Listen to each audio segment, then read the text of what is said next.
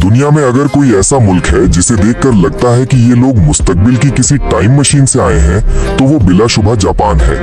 आज हम कोई आम सफरी कहानी सुनाने नहीं आए, बल्कि हम एक नाकाबिले यकीन हकीकत की कहानी सुनाने आए हैं। एक ऐसे मुल्क की कहानी जहां बुलेट ट्रेन वक्त का मुकाबला करती है, रोबोट्स आपके खानदान का फर्द बन जाते हैं और कब्रिस्तानों में भी टेक्नोलॉजी की झलक नजर आती है। रोबोट सिर्फ फैक्ट्रियों में काम नहीं करते, वो आपके लिए कॉफी बनाते हैं, होटल में आपका सामान उठाते हैं और यहाँ तक कि आपकी तन्हाई दूर करने के लिए आपके साथी भी बनते हैं। और इसी मुल्क के लोग दुनिया के सबसे ज्यादा मुहज्जब और नज़्मो ज़ब्त वाले हैं। आज हम देखेंगे कि जापान सिर्फ टेक्नोलॉजी में ही नहीं बल्कि सोच और फिक्र में भी हमसे 50 साल आगे कैसे है। तो चलिए मुस्तकबिल के इस मुल्क का सफर शुरू करते हैं। जापान का नाम सुनते ही सबसे पहले जहन में बुलेट ट्रेन या शिनकानसेन की तस्वीर आती है, लेकिन ये सिर्फ एक तेज रफ्तार ट्रेन नहीं बल्कि ये जापानी नज़्मो ज़ब्त की अलामत है। 320 किलोमीटर प्रति घंटे की रफ्तार से चलने वाली ये ट्रेन साल भर में औसतन 1 मिनट से भी कम लेट होती है और सफाई का ये आलम है कि सिर्फ 7 मिनट में पूरी ट्रेन को बिल्कुल नया जैसा साफ कर दिया जाता है। रफ्तार के साथ साथ जापान जगह के इस्तेमाल में भी जादूगर है। बड़े शहरों में जगह की कमी कोई मसला नहीं, उन्होंने रोबोट से चलने वाले जेरे जमीन पार्किंग सिस्टम बनाए हैं। बस एक बटन दबाएं और आपकी साइकिल या गाड़ी पलक झपकते ही जमीन के नीचे गायब हो जाएगी। जब जरूरत हो तो एक क्लिक पर वापस हाजिर। रफ्तार का ये जादू सिर्फ जमीन तक महदूद नहीं, आसमानों पर भी इसकी हुक्मरानी है। जापान की एयरलाइंस जैसे ANA और JAL दुनिया की सबसे ज्यादा वक्त की पाबंद एयरलाइंस में शुमार होती हैं। यहाँ फ्लाइट का लेट होना एक गैर मामूली बात है, लेकिन असल हैरत एयरपोर्ट पर आपका इंतजार करती है। सोचे कि आप फ्लाइट से उतरने के बाद सामान के बेल्ट के पास खड़े हैं और आपके बैग बेतरतीबी से आने के बजाय हर बैग का हैंडल ऊपर की तरफ करके तरतीब से आ रहा है ताकि आपको उसे उठाने में आसानी हो। ये जापान की ओमोते नाशी यानी मेहमान नवाजी की एक छोटी सी मिसाल है। वो हर छोटी से छोटी बात में आपकी सहूलियत का ख्याल रखते हैं। जापान में रोबोट सिर्फ फैक्ट्रियों की मशीनें नहीं बल्कि अब जिंदगी का हिस्सा बन चुके हैं। रेस्टोरेंट में वेटर, होटल में रिसेप्शनिस्ट और यहाँ तक कि अस्पतालों में नर्स के मददगार के तौर पर भी रोबोट्स काम कर रहे हैं। लेकिन इनका सबसे इंसान दोस्त इस्तेमाल ओल्ड एज होम्स में होता है। जापान के बुजुर्ग शहरियों की तन्हाई दूर करने और उनकी देखभाल के लिए केयर गिवर रोबोट्स बनाए गए हैं। ये रोबोट्स उनसे बातें करते हैं, गाने सुनाते हैं और वक्त पर दवा की याद भी दिलाते हैं। सवाल ये है कि रोबोट्स की इतनी मांग क्यों है? क्योंकि जापान अपने सामाजिक मसाइल जैसे कारकुनों की कमी और बुजुर्ग आबादी में इजाफे का हल टेक्नोलॉजी के जरिए निकालना चाहता है। सोचिए कि एक टॉयलेट भी टेक्नोलॉजी का शाहकार हो सकता है। जापान में यह हकीकत है।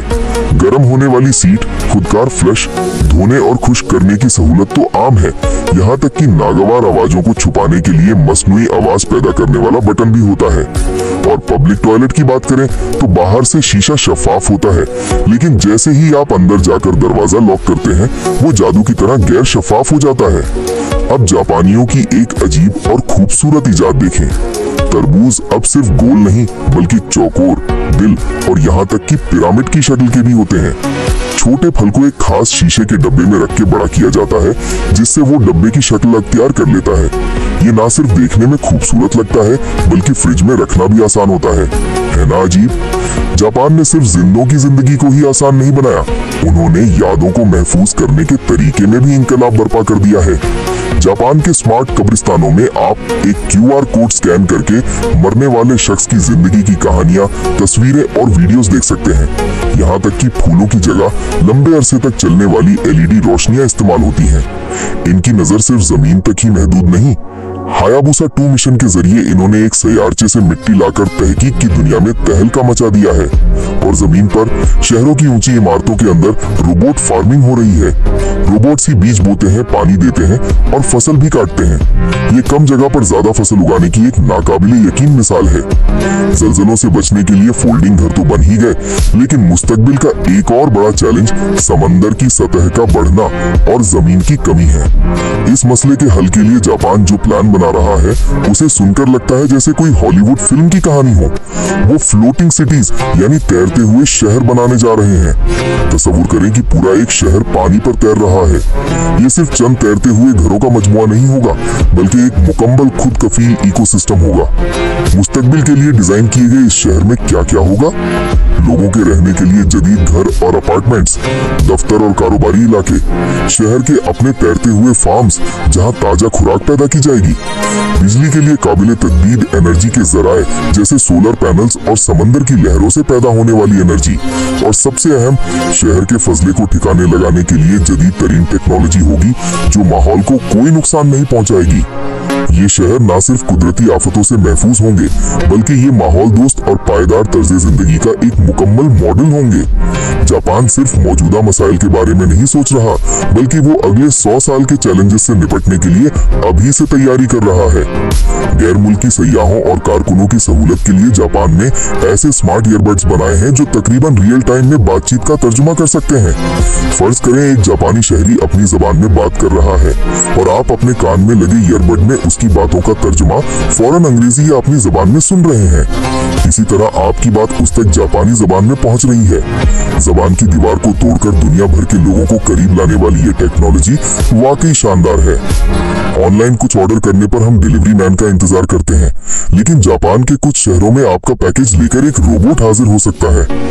जी हाँ, आपने सही सुना, ये खुदकार रोबोट शहर की सड़कों पर खुद ब खुद चलकर आपके पते पर पहुंच जाते हैं। इसके बाद आपको एक नोटिफिकेशन भेजा जाता है। आप घर से नीचे आकर अपने मोबाइल पर मौजूद QR कोड स्कैन करते हैं और रोबोट अपना स्टोरेज बॉक्स खोल देता है जहां से आप अपना पैकेज उठा लेते हैं।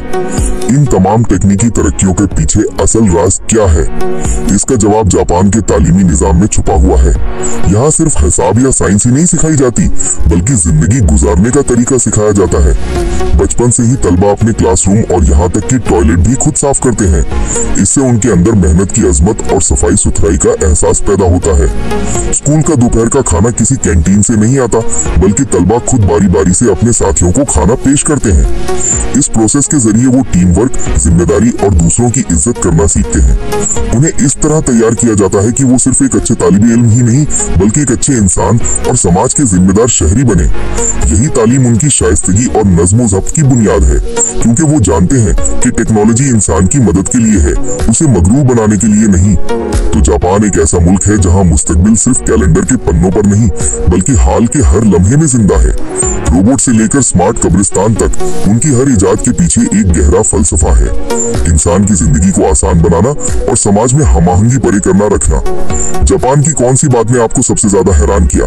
कमेंट करके हमें बताएं। अगर वीडियो अच्छी लगी हो तो जरूर लाइक करें, दोस्तों के साथ शेयर करें और ऐसी मजीद दिलचस्प वीडियोस देखने के लिए हमारे चैनल को सब्सक्राइब करें। मिलते हैं अगले वीडियो में।